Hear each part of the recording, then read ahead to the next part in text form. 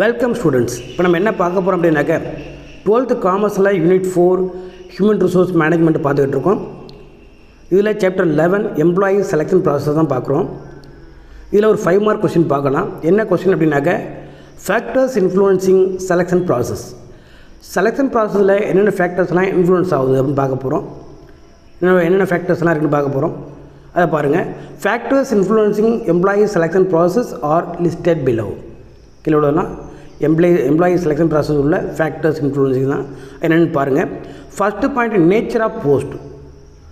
அப்படின்னா என்ன அப்படின்னாக்க போஸ்ட்டு என்ன போஸ்ட்டுக்கு நம்ம அது என்ன ஜாப்புக்கு நம்ம எம்ப்ளாயை ரெக்ரூட் பண்ண போகிறோமோ அதை பொறுத்து செலெக்ஷன் ப்ராசஸ் டிஃபர் ஆகும், அதாவது வேரி ஆகும். வேரியானது மாறுபடும்னு சொல்லியிருக்கு.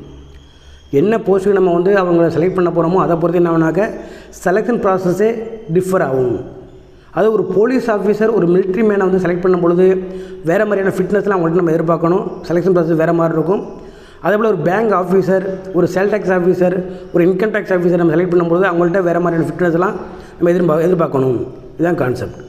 ஸோ அப்போ என்ன மாதிரியான போஸ்ட்டுக்கு நம்ம எம்ப்ளாயை ரெக்ரூட் பண்ண போகிறோமோ அதை பொறுத்து எம்ப்ளாயி செலெக்ஷன் ப்ராசஸ் டிஃபர் ஆகும். அதான் இதோட இந்த பாயிண்டில் சொல்லப்பட்டிருக்குது. என்னென்னு பாருங்கள். Nature of post. The process of selection of employee varies according to type of personnel to be recruited. எந்த மாதிரியான ஜாப்புக்கு நம்ம அவங்கள ரெக்ரூட் பண்ண போகிறோமோ அதை பொறுத்து எம்ப்ளாயி செலெக்ஷன் ப்ராசஸ் டிஃபர் ஆகும், அதாவது வேரி ஆகும் அப்படின்னு சொல்லியிருக்குது. For instance, selection process of provisionary officer of a bank differ from that of selection of officer for Indian police service. அது ப்ரொஃபஷனரி ஆஃபீஸர் அப்படின்னாக்க முதன்மை அதிகாரி, அது பேங்குக்கு முதன்மை அதிகாரி நம்ம செலக்ட் பண்ணுறோன்னாக்க அவங்களுக்கு வேறு மாதிரியான செலெக்ஷன் ப்ராசஸ் ஃபாலோ பண்ணணும். அதே போல் இந்தியன் போலீஸ் சர்வீஸுக்கு ஒரு போலீஸ்மேனை செலக்ட் பண்ணும்பொழுது அவங்களுக்கு வேறு மாதிரியான செலெக்ஷன் ப்ராசஸ் ஃபாலோ பண்ணணும். இதுதான் இதில் சொல்லப்பட்டிருக்குது. அடுத்த செகண்ட் பாயிண்ட்டை பாருங்கள். நம்பர் ஆஃப் கேண்டிடேட்ஸ் அப்படின்னா என்னன்னாக்க எத்தனை கேண்டிடேட் அப்ளிகேஷன் போடுறாங்களோ, நம்ம என்ன வேக்கன்சி கொடுத்துருக்கோமோ, என்ன ஜாப்புக்கு வேக்கன்சி சொல்லியிருக்கோமோ அந்த வேக்கன்சி போஸ்ட்டுக்கு எத்தனை கேண்டிடேட் அப்ளிகேஷன் போடுறாங்களோ அதை பொறுத்து செலெக்ஷன் ப்ராசஸ் வேரி ஆகும். செலெக்ஷன் ப்ராசஸ் லாங்கர் செலெக்ஷன் ப்ராசஸ்னாக்க அதிகமான செலெக்ஷன் ப்ராசஸ் இருக்கும், அது நிறையா ஸ்டெப்ஸ் இருக்கும். ஸோ அது மாதிரி உள்ள செலெக்ஷன் ப்ராசஸ் ஃபாலோ பண்ணுறதுனாக்க நிறையா பேர் அப்ளிகேஷன் போட்டிருந்தாக்க அது மாதிரி செலெக்ஷன் ப்ராசஸ் ஃபாலோ பண்ணணும். இதே கம்மியான ஆள் அப்ளிகேஷன் போட்டிருந்தாக்க நம்ம என்ன பண்ணணும், ஷார்ட்டர் செலெக்ஷன் ப்ராசஸ் போதுமானது, அது சின்ன குறைவான செலெக்ஷன் ப்ராசஸ் போதுமானதாக இருக்கும் அப்படின்னு சொல்லியிருக்குது. இப்போ நீங்கள் பாருங்கள், டிஎன்பிஎஸ்சிக்கெல்லாம் ஒரு எக்ஸாம்பிள் பார்த்தீங்கன்னா 10 லட்சம் பேர் 15 லட்சம் பேர் அப்ளை பண்ணுறாங்க. அப்போது செலெக்ஷன் ப்ராசஸ் வேறு மாதிரி தான் இருக்கும். இதே 10 பேர் குரூப் 1 பார்த்தீங்கன்னா கொஞ்சம் பேர் தான் அப்ளை பண்ணுவாங்க, அதுக்கு செலெக்ஷன் ப்ராசஸ் வேறு மாதிரி இருக்கும். ஸோ இதுதான் சொல்லியிருக்கு பாருங்கள். Selection process of defence on the response of candidates to the advertisement inviting applications for the post. நம்ம என்ன போஸ்ட்டுக்கு அப்ளிகேஷன் போட சொல்லியிருக்கோமோ, அட்வர்டைஸ்மெண்ட் கொடுத்துருக்கோமோ அந்த போஸ்ட்டுக்கு எத்தனை பேர் அப்ளிகேஷன் போட்டிருக்காங்களோ அதை பொறுத்து செலெக்ஷன் ப்ராசஸ் டிஃபர் ஆகும் அப்படின்னு சொல்லியிருக்கு. அதை பொறுத்து நம்ம செலெக்ஷன் ப்ராசஸ் இருக்குன்னு சொல்லியிருக்குது. For instance, for clerical and other physical jobs more candidate ten to apply. அதாவது கிளரிக்கல் ஜாப்புக்குனாக்க சாதாரண டிஎன்பிஎஸ்சி குரூப்லாம் நடக்கும் பார்த்தீங்களா, அதெல்லாம் கிளரிக்கல் ஜாப் தான். அதுக்கு நிறையா பேர் நிச்சயமாக அப்ளிகேஷன் போடுவாங்க. ஏன்னா அதுக்கு பெரிய குவாலிஃபிகேஷன் தேவைப்படாது, ஒரு டிகிரி முடிச்சிருந்தால் போதும் அப்படின்னு சொல்லுவாங்க. அப்போ அது மாதிரி ஜாப்புக்கு நிறையா பேர் அப்ளிகேஷன் போடுவாங்க. இதே நார்மலாக கம்பெனிலே பார்த்தீங்கன்னாக்க ஒரு கிளரிக்கல் ஜாப் அப்படின்னாக்க நம்பர் ஆஃப் அப்ளிகேஷன் ரொம்ப அதிகமாக இருக்கும். அப்போ எப்படிப்பட்ட செலெக்ஷன் ப்ராசஸ் தேவைப்படும் அப்படின்னாக்க லாங்கர் செலெக்ஷன் ப்ராசஸ் தேவைப்படும், மைண்டில் வச்சுக்கோங்க. அதுபோல் ஃபிசிக்கல் ஜாப்புக்கு பார்த்தீங்கன்னாக்க அது லாங்கர் செலெக்ஷன் ப்ராசஸ் தேவைப்படும். ஏன்னா ஒரு பஸ் டிரைவருக்கு நம்ம ஆள் எடுக்கும் பொழுதும் அல்லது போலீஸ்மேனுக்கு ஆள் எடுக்கும் போதும் நிறைய பேர் 10th முடிச்சிருந்தால் போலீஸுக்கு நம்ம அப்ளை பண்ணலாம். ஸோ அப்படி உள்ள போஸ்ட்டுக்கு நிறைய பேர் அப்ளை பண்ணுவாங்க. அப்போ லாங்கர் ஒரு செலெக்ஷன் ப்ராசஸ் தேவைப்படும்னு சொல்லியிருக்காங்க. அதான் கான்செப்ட் பாருங்கள். Hence short listing need to be done. நம்ம முதல்ல ஷார்ட் லிஸ்ட் பண்ணணும். இதிலே யாருக்கு குவாலிஃபைடு யாருக்கு அன்குவாலிஃபைடு அப்படின்னு முதல்ல ஷார்ட் லிஸ்ட் பண்ணணும். தி selection process would be longer if the number of applications is lesser. இப்போ அப்ளிகேஷன் நிறையா பேர் போட்டிருந்தாங்கனாக்க நம்ம லாங்கர் செலெக்ஷன் ப்ராசஸ் தான் ஃபாலோ பண்ணணும்னு சொல்லியிருக்குது. Lesser and consequently selection process becomes shorter. அப்படி கம்மியான ஆள் அப்ளிகேஷன் போட்டிருந்தாங்கனாக்க நம்ம ஷார்ட்டரான செலெக்ஷன் ப்ராசஸ் பண்ணால் போதும்னு சொல்லியிருக்குது. அவ்வளோதான். அடுத்த பாருங்கள், செலெக்ஷன் பாலிசி. செலெக்ஷன் பாலிசி என்ன பாலிசியில் நம்ம செலக்ட் பண்ணணும் அப்படின்னு சொல்லியிருக்குது. இப்போ வந்து ஒவ்வொரு ஆர்கனைசேஷனுக்கும் ஒவ்வொரு பாலிசி இருக்குது.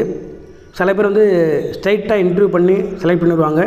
சில பேர் வந்து நிறையா செலெக்ஷன் ப்ராசஸில் நிறையா ஸ்டெப்ஸ் வச்சுருப்பாங்க, ஸ்டேஜஸ் வச்சுருப்பாங்க. சில பேர் ஸ்ட்ரைட் இன்டர்வியூ செலக்ட் பண்ணிடுவாங்க. அது அந்த ஆர்கனைசேஷன் பொறுத்து தான் அது இருக்கும் அப்படின்னு சொல்லியிருப்பாருங்க. செலெக்ஷன் பாலிசி ஒவ்வொரு ஆர்கனைசேஷனுக்கும் ஒரு பாலிசி இருக்கும். நம்ம இப்படி தான் கேண்டிடேட்டை செலக்ட் பண்ணணும் அப்படின்ட்டு. ஸோ அது போல் தான் செலக்ட் பண்ணணும்னு சொல்லியிருக்குது. அதை பாருங்கள். The selection policy and selection process are interrelated. Selection policy அப்படிங்கிறதும் செலெக்ஷன் ப்ராசஸ் அப்படிங்கிறதும் இன்டர்ரிலேட்டட், ஒன்று தொடர்புடையது அப்படின்னு சொல்லியிருக்குது. ஒவ்வொரு ஆர்கனைசேஷனும் ஒரு பாலிசி இருக்குமா இல்லையா, நம்ம இப்படி தான் கேண்டிடேட்டை செலக்ட் பண்ணணும் அப்படின்ட்டு. அதே போல் செலெக்ஷன் ப்ராசஸும் அப்படி அது போல் தான் இருக்கும் அப்படின்னு சொல்லியிருக்குது. For example, some organizations put in place together selection process involving several steps to identify the best fit, while certain other organizations just conduct straight interview and thus cutting short the selection procedure சொல்லி பாருங்கள். என்ன சொல்லியிருக்கு அப்படின்னா, சில organisation எப்படி policy வச்சுருக்கு அப்படின்னாக்க, selection process அவங்களோட எப்படி இருக்குன்னாக்க சேவரல் ஸ்டெப்ஸ் அப்படின்னது லாங்கர் செலெக்ஷன் ப்ராசஸாக இருக்கும். பல ஸ்டெப்பு முடிஞ்ச பிறகு தான் அவங்கள செலக்ட் பண்ணுவாங்க. ஸோ பல இன்டர்வியூ இருக்கும், பல டெஸ்ட் இருக்கும் அவங்களுக்கு. ஸோ எல்லா டெஸ்ட் எல்லா இன்டர்வியூவில் முடிஞ்ச பிறகு தான் அவங்கள செலக்ட் பண்ணுவாங்க சில ஆர்கனைசேஷனில். சில ஆர்கனைசேஷன் என்ன பண்ணுவாங்கனாக்க ஸ்ட்ரைட்டாக இன்டர்வியூ கூப்பிடுவாங்க. இன்டர்வியூவில் வந்துட்டு அவங்கள வந்து அவங்கள்ட்ட என்னென்ன அவங்களோட பர்ஃபார்மன்ஸ் பார்ப்பாங்க, அதை வச்சு செலக்ட் பண்ணிடுவாங்க. இதுதான் செலெக்ஷன் பாலிசி. செலெக்ஷன் பாலிசி அப்படிங்கிறது ஒரு ஆர்கனைசேஷனுக்கும் இன்னொரு ஆர்கனைசேஷனுக்கும் டிஃபராக இருக்கும்னு சொல்லியிருக்கு. அவ்வளோதான். அடுத்து பாருங்கள், காஸ்ட் ஃபேக்டர் பட்ஜெட் சொல்லியிருக்குது. Cost factor or budget. Cost, அதாவது நம்ம லாங்கர் செலெக்ஷன் ப்ராசஸ் பண்ணணும் அப்படின்னாக்கா நிறையா காஸ்ட்டு அது எக்ஸ்பென்ஸ் பண்ணால் தான் பண்ண முடியும்.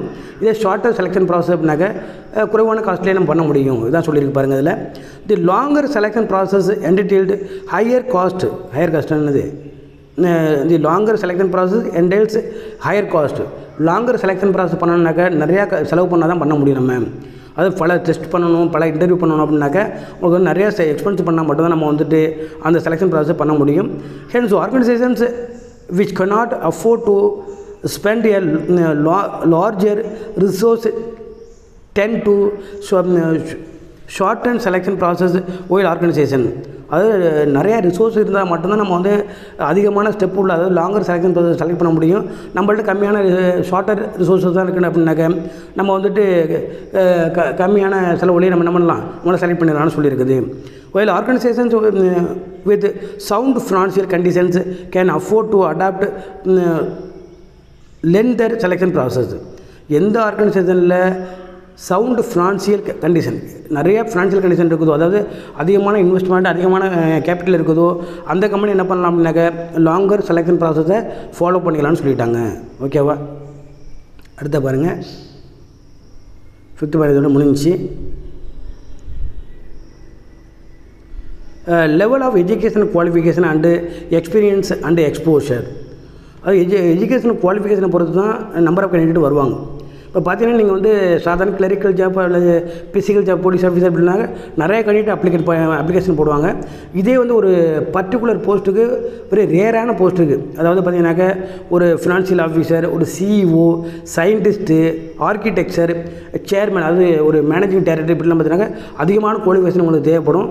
அப்படி இருக்கும் பொழுது அதிகமான குவாலிஃபிகேஷன் தேவைப்படும் பொழுது அதுக்கு நிறைய பேர் அப்ளிகேஷன் போட மாட்டாங்க. அப்படி அப்ளிகேஷன் போடலை அப்படின்னாக்க ஷார்ட்டர் செலெக்ஷன் ப்ராசஸ் போதுமானது. இதான் சொல்லப்பட்டிருக்குது. நமக்கு சாதாரண போஸ்ட்டுக்கு தான், குறைவான குவாலிஃபிகேஷன் உள்ள போஸ்ட்டுக்கு தான் வந்து அதிகமான கேண்டிடேட் வந்து அப்ளிகேஷன் போடுவாங்க.